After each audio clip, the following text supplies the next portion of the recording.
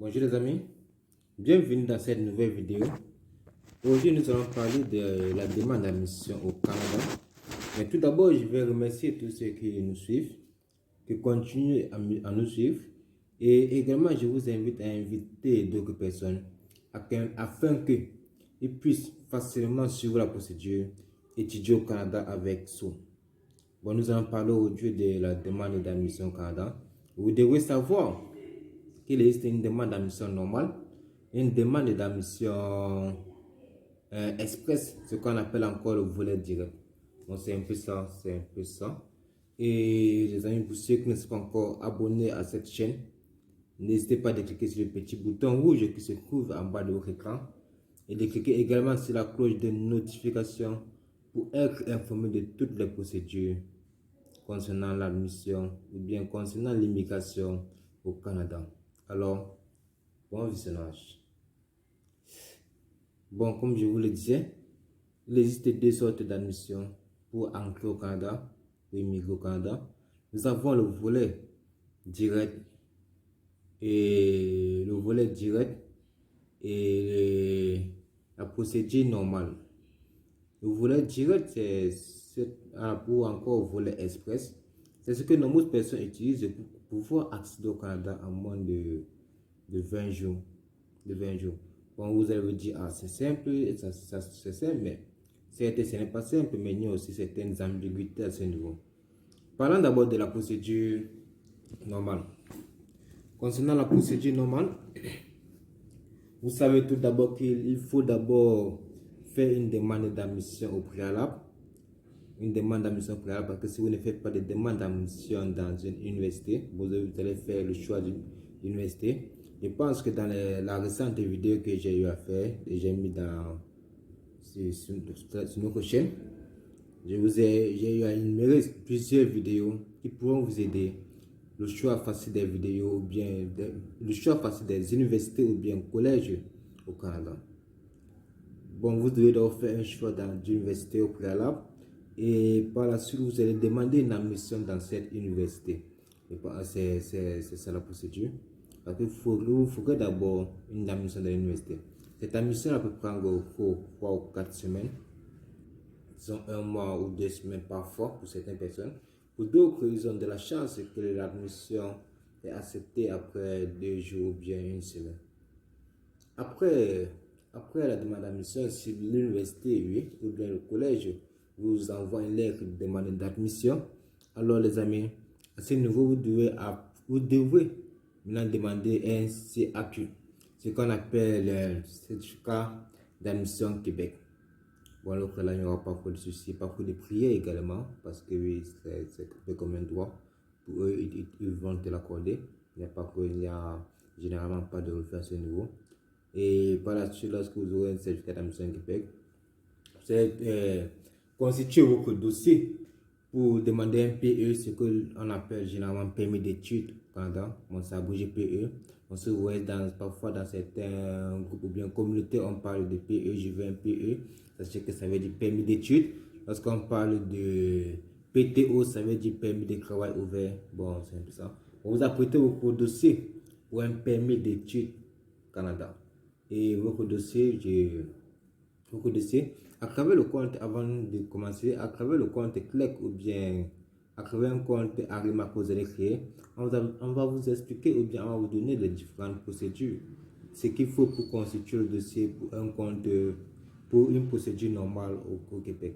Bon, le dossier que vous allez constituer pour le permis d'études en fait. On va vous dire cela au petit à petit parce qu'il vous faudra vos différents relevés de notes. Un compte bancaire plein, un garant, les relevés de notes, biens immobiliers et tout. Parce que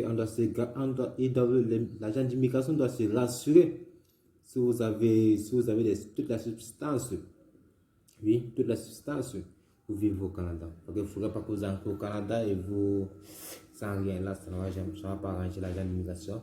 Et votre dossier risque d'être refusé. Votre permis d'études risque d'être refusé. Bon, c'est ça qui est dit au préalable. Il faut vous rassurer concernant, vous rassurer sur les dossiers qu'il faut pour le permis d'études.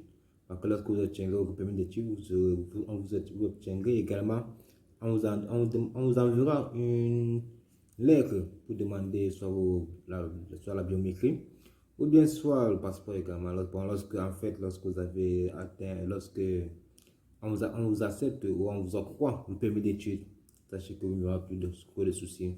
Parce que au niveau de la biométrie ou bien de la visite médicale, 99% de, vous avez 99% de chances que tout se passe bien. 1% de chance que tout rate, parce que la visite médicale, bon, si la visite médicale n'est pas favorable, c'est généralement abrégé VMF, visite médicale favorable. Si elle n'est pas favorable, c'est là vous dire que vous avez des maladies, MST, maladies sexuellement transmissibles, ou bien des maladies très contagieuses, telles que le VIH, le sida, la tuberculose. Ce sont des maladies qui font en sorte qu'on refuse votre dossier. Donc, c'est là que c'est constaté, on refuse votre dossier. Donc, c'est un peu ça la procédure. C'est un peu ça la procédure. Et pour la demande de permis d'études, pour avoir normal. Et elle peut généralement durer soit 4 mois ou bien 6 mois. C'est ça. Et concernant le volet direct ou volet ou demande express, et pas vous mentir, la demande express dure généralement, comme je l'ai dit au début de la vidéo, dure généralement 20 jours. 20 jours. Mais pour ceux qui ont demandé le volet direct pendant la période du Covid, lorsque le Covid chauffait encore là-bas en Europe, ou bien dans les pays, ou bien aux États-Unis, lorsque le Covid chauffait, il y en a certaines personnes qui ont vu les procédures ont pris pour le volet direct, c'est généralement abrégé VDE, volet direct d'études. Les personnes ont vu les études, ont vu les dossiers et traités même pendant 3 mois ou bien pendant 4 mois. Bon, là, il n'y a plus de souci. Le Covid est un peu en train de quitter la société actuellement. Bon, ne vous inquiétez plus trop. Vous voulez direct, vous ne prendra pas plus de 20 jours. Bon, c'est une chance. Donc, de nombreuses personnes, même les familles, peuvent également postuler pour le volet direct. Donc, vous pouvez postuler pour le volet direct, soit en couple, avec des enfants ou vos familles directement. Vous pouvez postuler pour le volet direct, soit pour les études, soit pour le travail, ou bien vous voulez direct pour visiter le Canada. Bon, pour les visiteurs généralement. Et bon, c'est la même procédure, la procédure ne dure pas également. Bon, je vais vous donner quelques petits détails concernant le volet direct. Pour penser un peu, la procédure est un peu semblable par rapport à la demande de transport normal, demande de visa normal. Bon, vous allez demander d'abord une demande d'admission dans un EED, un établissement d'enseignement désigné. Un établissement d'enseignement désigné, vous allez demander une demande d'admission. Vous devrez noter que vous ne devrez pas vivre au Canada. Vous ne devez pas vivre au Canada pour demander le volet direct. Et vous devez être rassuré que vous demandez le volet direct dans votre pays d'origine. Il ne faudrait pas que vous êtes peut-être Sénégalais, vous partez en France, vous demandez le volet direct, ça sera refusé automatiquement. Et à noter également que ce n'est pas tous les pays qui peuvent demander le volet direct. Il n'y a que au moins 14 pays qui peuvent demander le volet direct. Je vais énumérer quelques-unes. Bon, en Afrique, par exemple, il n'y a que le Sénégal, le Maroc, quelques pays tels que le Vietnam également, dans les pays en Occident ou bien au Brésil, la Costa Rica, la Philippine, le Pakistan, l'Inde, la Colombie, le Vietnam, oui, je l'ai cité, Saint-Vincent et Grenadines, bon, c'est un peu la Chine également. C'est un peu ces pays-là qui peuvent demander le volet direct. Ce n'est pas tous les pays africains qui peuvent demander le volet direct concernant nous les Africains. Ce n'est pas tous les pays africains qui peuvent demander le volet direct. Il n'y a que, comme je l'ai cité, le Maroc et le Sénégal. Bon, après avoir eu une lettre d'association EED, vous devrez également vivre. Vous ne devrez pas vivre au Canada. Vous devrez être sur votre territoire d'origine. Et par la suite, vous devez apporter une preuve de paiement de frais de scolarité pour la première année. Avoir également un certificat de placement de garantie, c'est généralement abrégé CPG. Et cette valeur, certificat de placement garanti, cette valeur est souvent estimée à 10 000 dollars canadiens. 10 000 dollars canadiens, comme vous suivez vous-même le nom, certificat de placement garanti. Cela, c'est pour se rassurer que lorsque vous serez au Canada, vous aurez la possibilité de vivre avec ce moyen qui sera mis à votre disposition, 10 000 dollars canadiens. Et cela, vous devrez le mettre dans un compte bancaire certifié par l'agent d'immigration au Canada. Oui, c'est ça. Et lorsque vous versez cet argent, c'est 10 000 dollars dans un compte certifié. Étant dans votre pays d'origine, vous n'aurez plus accès à ce compte uniquement lorsque vous serez au Canada, avant que vous pourrez maintenant avoir accès à ce compte. Après avoir fait, lorsque vous serez au Canada, après avoir été identifié à cette banque et tout, et présenter les différents papiers qu'il faut. Et par la suite, vous devrez présenter une demande, un certificat d'admission Québec, certificat d'admission Québec, CAQ, oui, CAQ. Lorsque vous aurez ce certificat d'admission Québec, vous faites vos visites médicales, vous faites un certificat médical, vous faites aussi des relevés de notes. Quand vous présentez au relevé de notes des établissements antérieurs, vous allez également présenter un document. On appelle généralement ce document aïe aïe aïe aïe. On appelle généralement ce document. Bon, c'est un certificat de police. Un certificat de police. Cela veut dire quoi généralement? Ça veut dire vous devez présenter vos casiers judiciaires. Vos casiers judiciaires sont importants pour le Canada pour voir si vous êtes un récidiviste, c'est pas dans de mauvaises manœuvres. Si vous présentez un casier judiciaire vraiment qui date de 3 mois et avec que vous avez subi certaines sanctions et tout, on va vous refuser directement ce volet direct. Vous n'aurez plus accès à ce volet direct. Et je rappelle également que le volet direct coûte 150 dollars. 150 dollars. Donc c'est ça la procédure.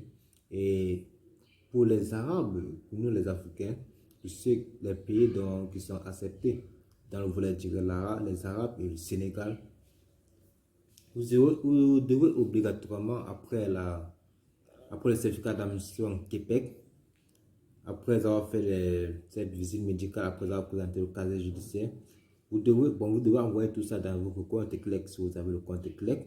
C'est LEEPG. Votre compte CLEC, vous devez envoyer ça. Bon, vous devez créer un compte CLEC, bien évidemment. Ou bien un compte ARIMA. ARIMA, qui vous permettra également de suivre la procédure à l'aide. Bon, j'ai dit, vous devez faire un test de langue pour montrer, ce qui vous permet de vous donner l'attitude, en fait, de maîtriser, si vous maîtrisez très bien, soit le français, la langue française ou bien la langue anglaise. Parce que ce n'est que les deux langues qui sont utilisées au Canada. Vous allez même voir pour les Arabes, lorsque vous déposez vos dossiers, on va toujours vous demander de traduire tous vos dossiers, soit en langue française, soit en langue anglaise. Donc, ils n'auront pas le temps de traduire vos dossiers. La procédure, même dans la procédure directe ou dans la procédure normale. C'est comme ça que ça se passe. Et dans cette procédure directe, je ne vais pas vous mentir, les amis, il faut atteindre un certain nombre de points au niveau de la langue. Un point minimum au-dessus du seuil fixé par les candidats. Bon, je vais vous énumérer quelques. Par rapport à la langue, il faut avoir au moins 249 points à l'écoute, 207 points au niveau de la lecture, 310 points au niveau de l'oral et 310 points au niveau de l'écrit. Il faut avoir le minimum pour la procédure directe. Et ne vous inquiétez pas, la procédure directe, elle est très simple.